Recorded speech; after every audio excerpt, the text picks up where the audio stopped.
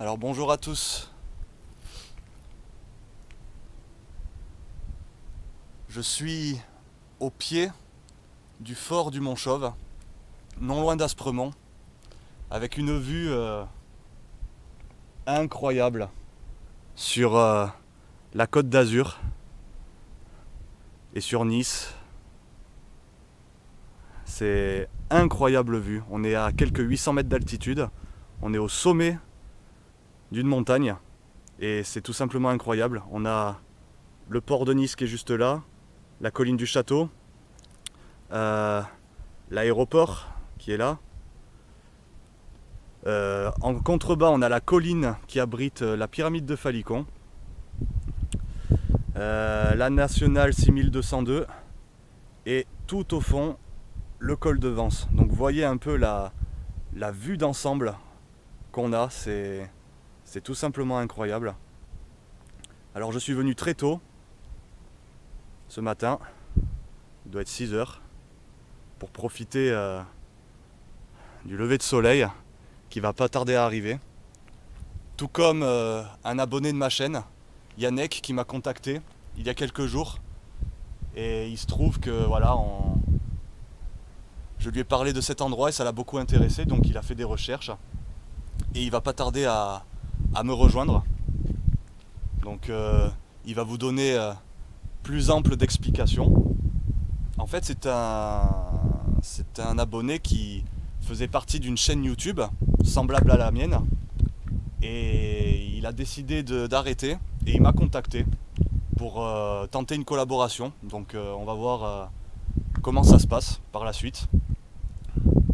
Donc il va vous raconter l'histoire de ce lieu, du Mont-Chauve, qui en patois veut dire Mont Chaud, parce que d'après les rumeurs, nous serions sur un ancien volcan, d'après les rumeurs.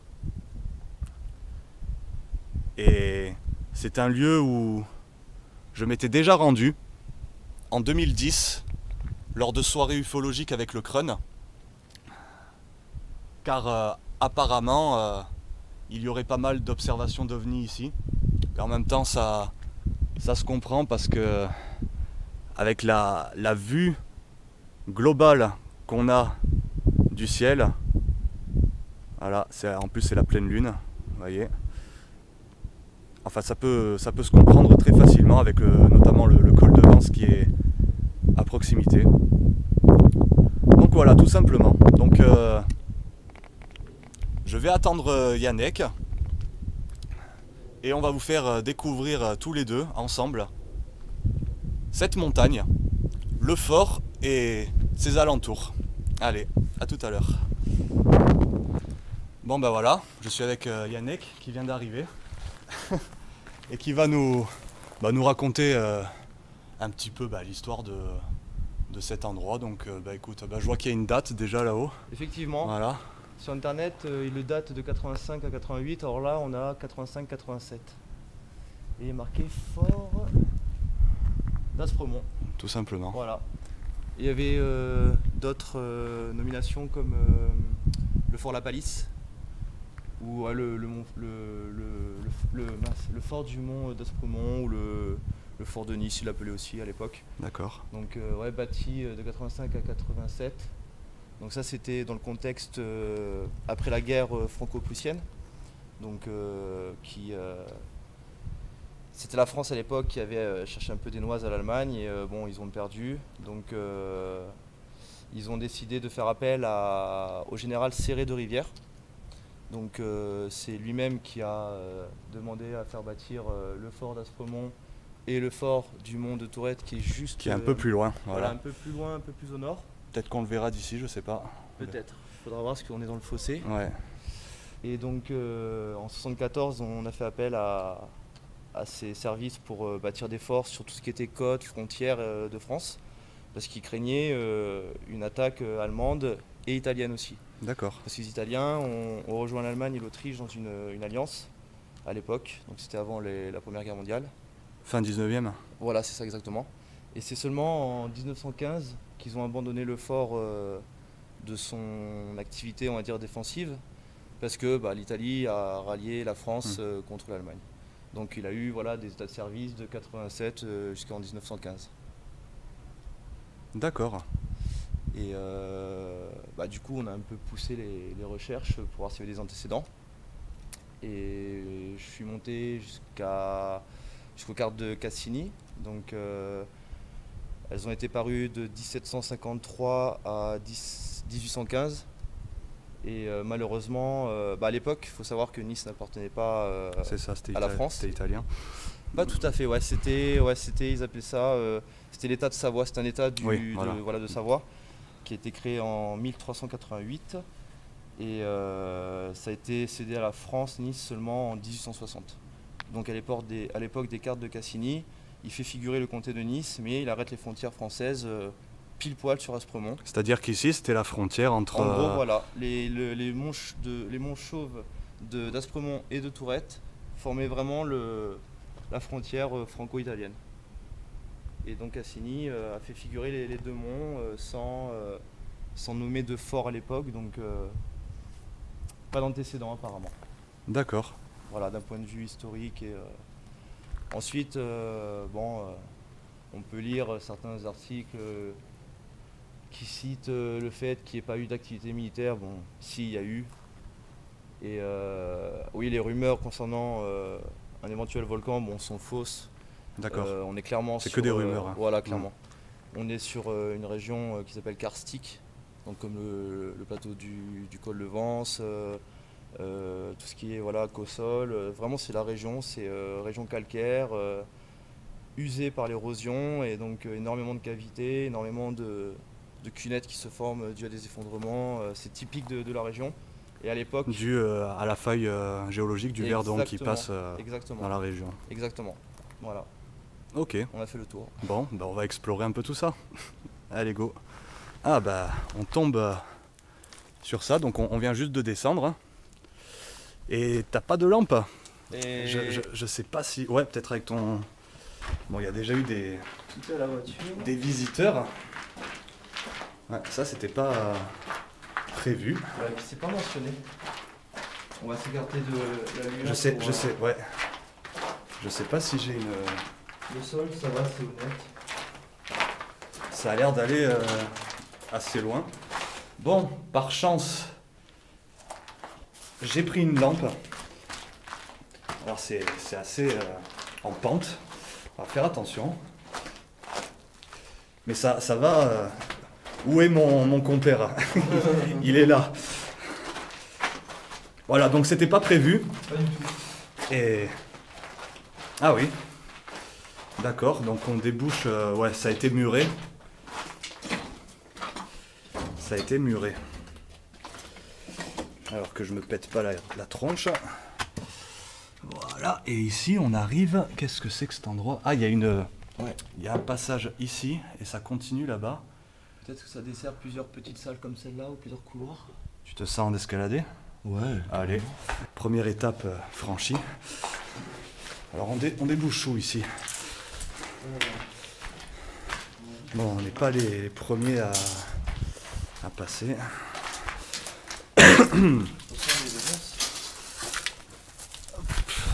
Merci. Ah oui, je vois où on est. En fait, on est monté... Ah oui, on est monté là en face. J'ai vu l'article Ah, ça, qui mentionne cet abri. Il y a un article qui parlait d'une petite casemate taillée dans la roche, planquée derrière des relais EDF ou des générateurs. Attention les ronces. Je vais peut-être ressortir ma lampe, parce que je sais pas.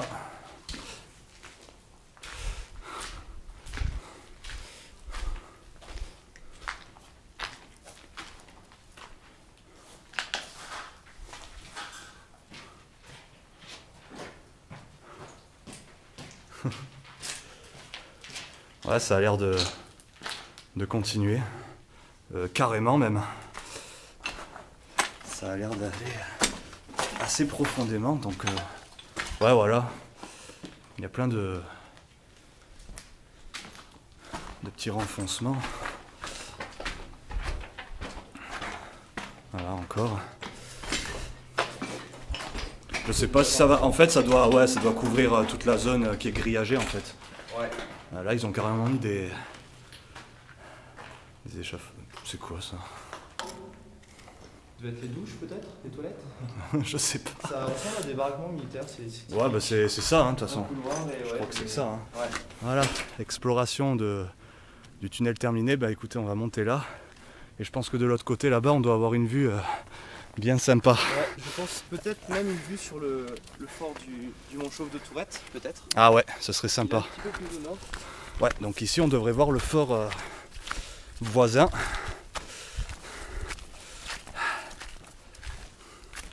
Bon, la végétation a un peu repris le dessus. Ah bah voilà. Ah bah tout simplement, voilà. Le Mont Chauve de Tourette avec son fort au sommet.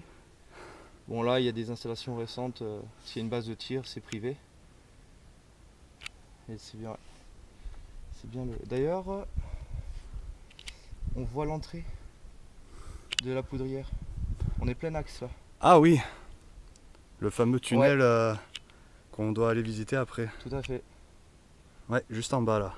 Il s'agirait apparemment d'une poudrière des. Ils ont entreposé leur stock de poudre apparemment ici. D'accord.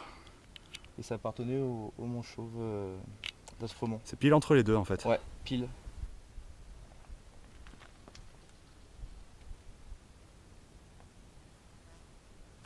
Donc en fait on est passé par le fossé parce que il y avait beaucoup trop de végétation par là. Et à mon avis on va avoir une bien meilleure vue d'ici.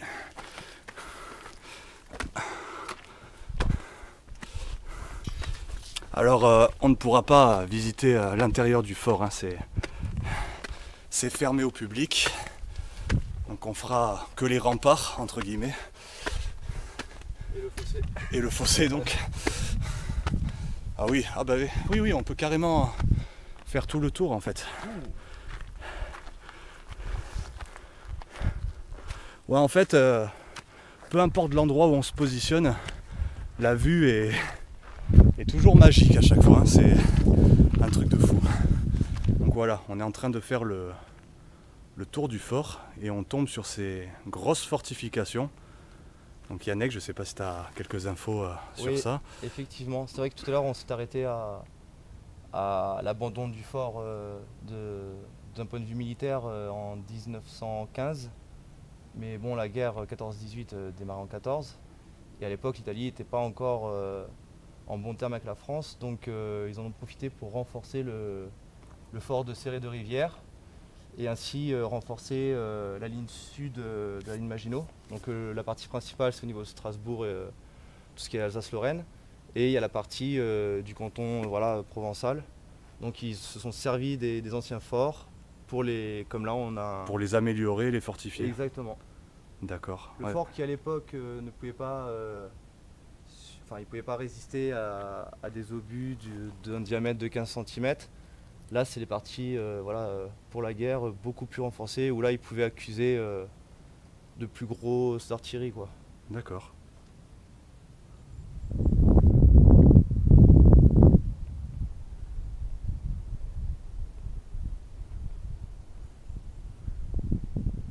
Donc pour terminer un peu l'histoire du fort, actuellement la plupart des forts ont été abandonnés, certains cédés dans le domaine public et la plupart privés.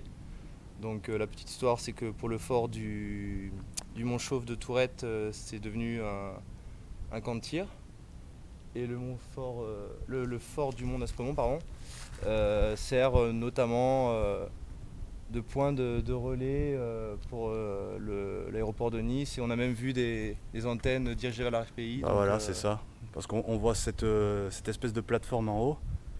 Puis juste à côté de nous, on a cette immense antenne. Et donc tu m'expliquais que tous ces relais là sont orientés pour desservir les alentours. Tout à fait. Tu as le pylône central avec tous les câbles qui viennent alimenter les différents relais là. Donc c'est une parabole avec un émetteur et ça demande de la puissance. Certains sont des gigahertz de fréquence. Et Et donc cette antenne elle est directement reliée à... Donc là voilà, vous Voilà. pouvez voir l'aéroport de Nice, on voit bien qu'il est client du pylône parce qu'il y a quelques antennes dirigées vraiment... qui sont directement ouais, orientées direct. là-bas quoi. Ouais. Et d'autres, la RPI. Ouais c'est ça. Et là ouais, pour le coup on est vraiment là ouais, plein axe. Tac. Donc voilà actuellement un perchoir à parabole. À onde. À onde, ouais. Ok, bah super. Bah, on a fait le tour, on a fini la visite. Donc on va descendre un peu plus bas pour explorer une poudrière qui est donc entre les deux forts. Hein. Tout à fait. Voilà. Allez, on se retrouve directement sur place.